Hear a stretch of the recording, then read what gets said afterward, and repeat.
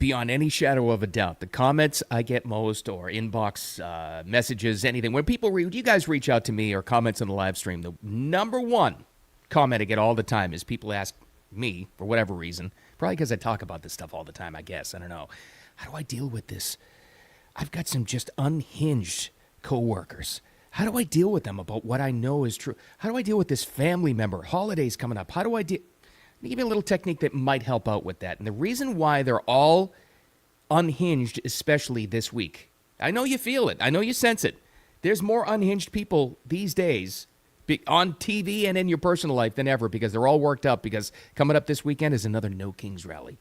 It might be actually a big one with a big response because, they're all talking about it. Oh, they're in a rage. It seems like we're reaching this peak of the crazy.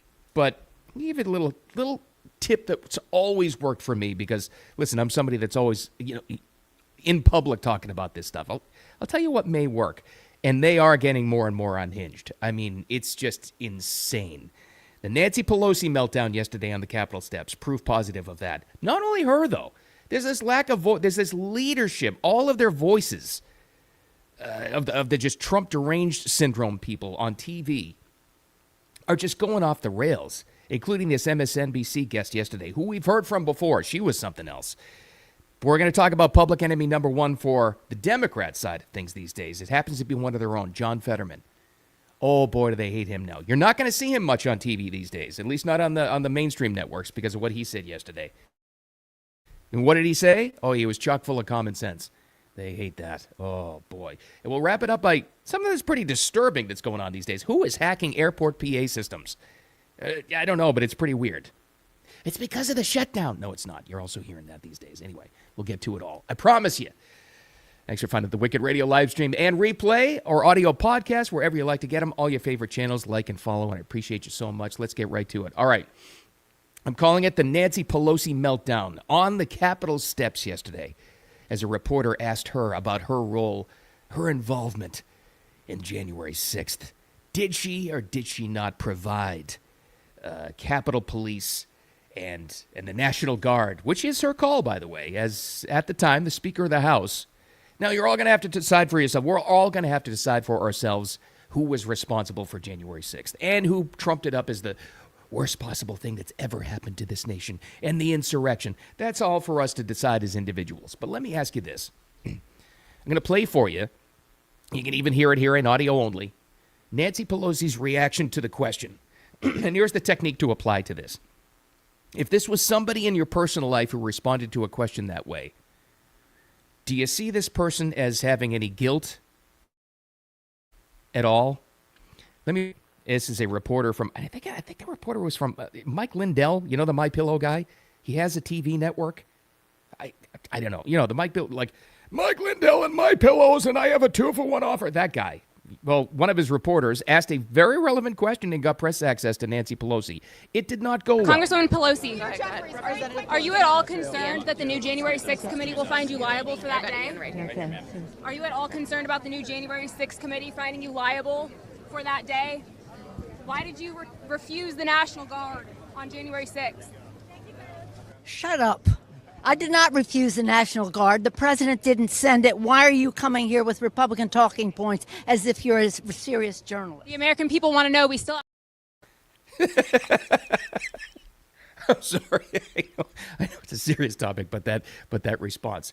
Now, look, like I said, we're all going to have to decide. We're all going to have to put the pieces together and come up with your own theory or your own feeling or whatever it was about that day, right? We all have our own opinions on it. But let me just ask you this, and this is one of those techniques I was talking about in the introduction. Sometimes to figure out and to get through to the truth, you have to apply what you would do in your personal life to some of these news leaders, these media figures, which she is. She's a national newsmaker, news figure, still very prominent in politics. Okay, if you applied that situation to your personal life, could you get to the truth?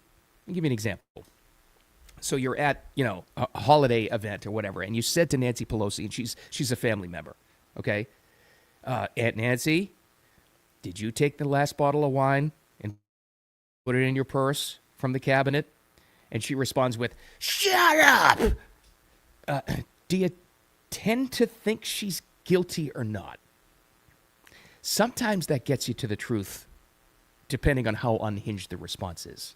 And I'll just leave it at that. But that's not going well over there. That was not good. And it was very interesting. I thought this was fascinating to me. Sometimes, yeah, it happens when you get older, but sometimes in a heated moment, the filter comes off, right? And you say things that have been on your mind anyway. I thought personally it was fascinating that she said, "Why you're talking about Republican talking points?" Interesting to me that she said talking points, because we know, and this is a fact, I've talked about it a lot, but we've known this over the past few years. When she was the Speaker of the House, she was the one sending out bullet point talking points to everybody in her party under her direction that was doing media. You know how they would all say the same three things? That came from her. That's a fact. I didn't make that up. So it's interesting that she said talking points, as if maybe she's still sending them out. Why that was top of mind? Not too sure. But she's not the only unhinged one. And this is a big reason why there's a lot of people in your life that are just lost these days. Not only the No Kings Rally 2.0 that's coming up this weekend. Oh, that's going to be so overhyped. Oh, my God. But also, you've got guests on the traditional mainstream media networks that are just off the rails. Now, I've said this before. It's kind of like, okay, CNN, for example, is one thing. They've got some designated liars they always go to. We all know that. MSNBC itself, that's where they put the crazy people. And I truly mean that. I mean, they're insane. You've got insane hosts. You've got crazy, crazy guests. But this is an all-timer for me. Jennifer Welch is a podcaster. They always call her a Bravo star. She was on a Bravo show like 10 years ago as an interior designer or something. I don't know, whatever it is. But she's a podcast host now of, boy, I checked this thing out. Holy crap. I saw some episodes of this so you wouldn't have to. It's called I've Had Enough. She and her other unhinged, angry friend who talk about different things in current events. Wow. I mean, the epitome, like out of central casting for the angry leftist suburban woman. I mean, she's insane. But she went on yesterday and she said, in my opinion, and I've seen a lot of media, you have too, in my opinion, the most racist thing that's ever been said on a broadcast network, on a cable network anyway, on MSNBC. I'll let you judge for yourself. This is Jennifer Welch, podcaster, and her opinion of J.D. Vance. You try to make sense of this one. You don't tell me that all of their voices over there are insane. He is married to a woman of Indian descent. Yes. He has mixed race children. Yes. So to all of the MAGA voters out there, if this man will not defend his wife and will not defend his kids, do you think he gives a crap about you or anything to do with you? I've seen that clip. I've heard it. I don't know. I think I'm going on 10, 12 times now. I can't make head nor tails of it other than that it's just insanely crazy. And here you have the MSNBC host, whoever it was, moderating this thing going, he has mixed-race kids. And he goes, yes. No pushback whatsoever from that panel, from that network. None. Because why? They are insane. They're a crazy, crazy people on that network, which may explain why their parent company of MSNBC, or whatever it's called these days, NBC, just had to fire 150 people in their editorial department, in their production department yesterday. Because their audience is going away. Because common sense is finding common ground again these days, and less people are watching or listening to that. Now back to what she said. Somebody explained to me what J.D. Vance having in her words, mixed race family has anything to do with public policy of this Trump administration these days. If he won't stand for them, what cracking down on the border now is only a racial thing in her head? And everybody else in that panel? What? And to bring his family into it, he won't protect them. He won't protect you.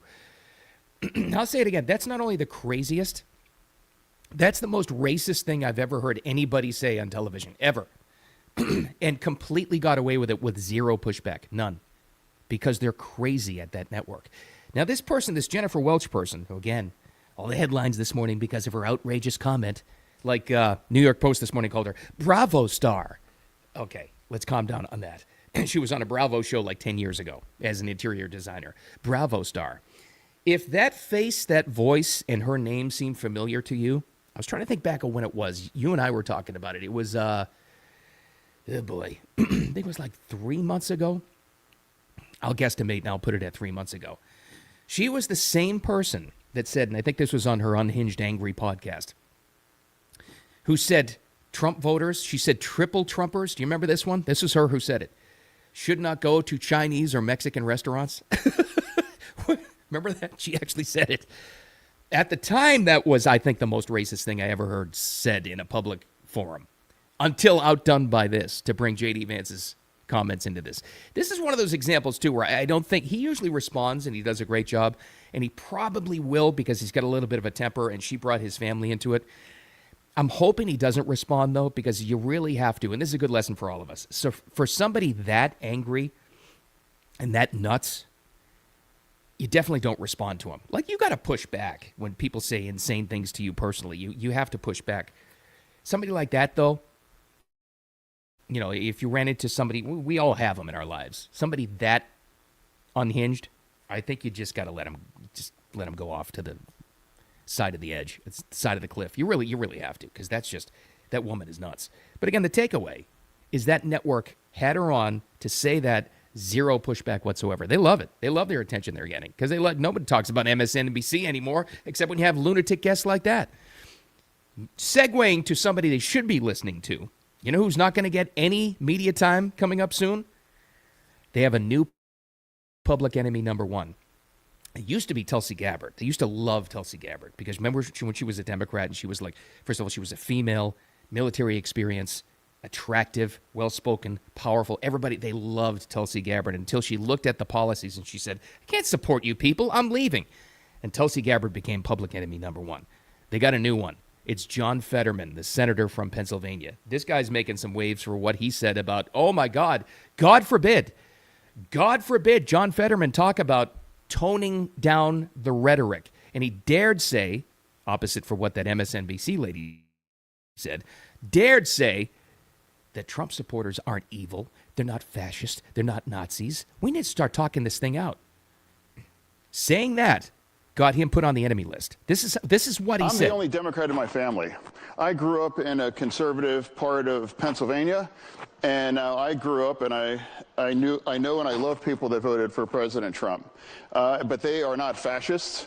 They're not Nazis. They're not trying to destroy the Constitution, those things. And that's part of another thing. I refuse to call people Nazis or fascists, or I would never compare anybody to Hitler and those things.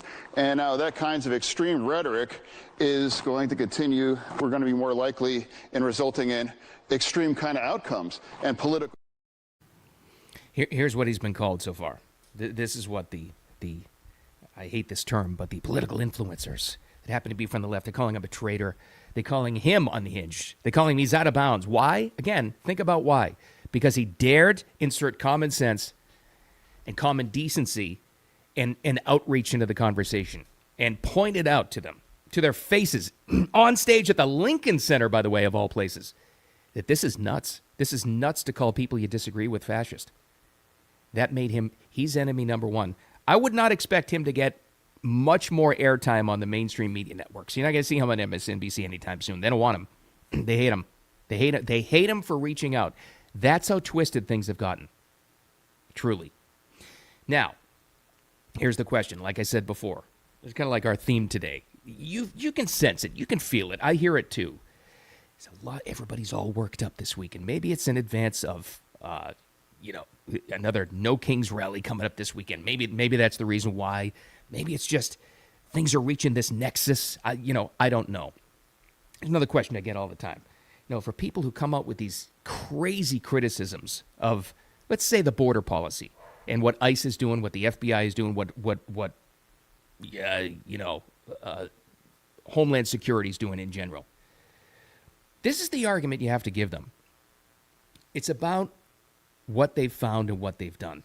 First of all, this was amazing. This was Kash Patel yesterday, gave a little update about Operation Summer Heat. I guess because we're heading into fall now, the operation of what the FBI, specifically his department, has done this weekend. Look at these successes, and I'll tell you what he said at the end here. That's to go after violent criminals. And in just a 3-month span, you had 8,700 arrests of violent criminals. You had 2,200 firearms seized off the streets permanently to safeguard our communities. You had 421 kilograms of fentanyl seized. Just to put that in perspective, that's enough to kill 55 million Americans alone. Okay, that was the first part. Let me give you what he said at the end of it, which is way at the end of the clip, but it was way too long to play for you. You don't have that kind of time. He said at the end, which I wish he led off with, because to me it's the most important thing. You know what he also said in the same press conference update? The FBI, his department, listen, this is fact, and I'm going to read it just to make sure that I get this straight, has found and located, that means in safe hands, found and located 5,400 children. 5,400 children because of this Operation Summer. That's this summer, okay? So when people tell you that what they're doing is, it's tyranny, he's a dictator, it's fascist, throw this at him. Throughout this policy, it's not just rounding up illegals. Throughout all of this, through cracking down on illegal crime, they found and located 5,400 kids. That's your comeback. Because how do they come back to that? Well, that's just not true. Yes, it is. And they'll look it up in their own time and they'll find that it is true. So the argument is, it's dictatorial. No, this is about the safety of Americans. That's why I wish he led off with this. They found, located, and got to safety 5,400 children throughout this process. Not only that, I'll give you something else if you want a little bit of ammo. Border Czar Tom Homan, in his department, listen to what he revealed. They have located, so that doesn't mean they located, though. That doesn't mean like safe and sound and secured yet. But they've located 23,000 children from Border Patrol. These are kids that came across the border that were being used by immigration mules, and then just left at the border. Horrifying stuff. Found 23,000 kids out of 300,000 that were lost. They lost 300,000 kids that they couldn't account for, but they found 23. They know where 23,000 of them are. That's from border security, plus the 5,400 safe and sound from the FBI. And they're gonna tell you that this is the work of a dictator, huh? Okay, well, that's all you need to know. I'll wrap it up with this. This is a weird one, pretty disturbing, but this is going on at airports throughout the country, and I hope they get to the bottom of this, because this is really disturbing. But it'll give them an opportunity to find out what's going on internally here. So, the U.S. and Canada, well, maybe this is our first bridge to working together. They have launched an investigation after pro-Hamas hackers took over the PA systems at 4 North American airports. That's not good. How'd you like to hear that at a flight? Now, this is one at Harrisburg, PA. They took over the airport. A little hard. Netanyahu and Trump. Turkish hacker Cyber Islam was here. Telegramational Cyber Islam. Free Palestine. Free Palestine. Free Palestine over the announcement. F Trump, F Netanyahu, blah, blah, blah, the same stuff. According to Transport Canada, they're working with federal security partners. That again was in Harrisburg, PA. But it's also happened at Victoria International Airport in British Columbia, Windsor International Airport in Ontario. Yeah, that's disturbing. They got to get to the bottom of that. But they're going to tell you in the news reports on this, it's because of the government shutdown. Oh, is it? So that's why it's happening in the Canadian airports too? I don't know what's going on with that, but they're going to have to figure that out. I'd like to hear that as a traveler. I don't know. All right. Didn't wrap this up. Usually I try to wrap it up with something light and fluffy. That wasn't exactly light and fluffy, but that's something going on. If you hear that at any airports, and hopefully you don't, hopefully that problem is solved already. That's what's going on. Here's the good news. I'll leave you with this. Tomorrow we start the weekend, and it's going to be fantastic. Despite all this stuff you're hearing about, it's the second No Kings rally. Okay. Well, if we had a king, you wouldn't be able to call him a king. So anyway, we'll talk about that, preparation for it, whatever else is going on for the weekend, and anything else coming up in the news that you want to hear about as well. Always reach out to me in the comments. But thank you so much for the follows. And you Facebook viewers, I see you every day. You're pressing follow as well, so I appreciate you so much. Subscribe on the podcast, audio only, and the replay lives on here and all the other channels. Whew, almost through the week. We'll get there. Make it a wicked awesome Thursday. Talk to you tomorrow.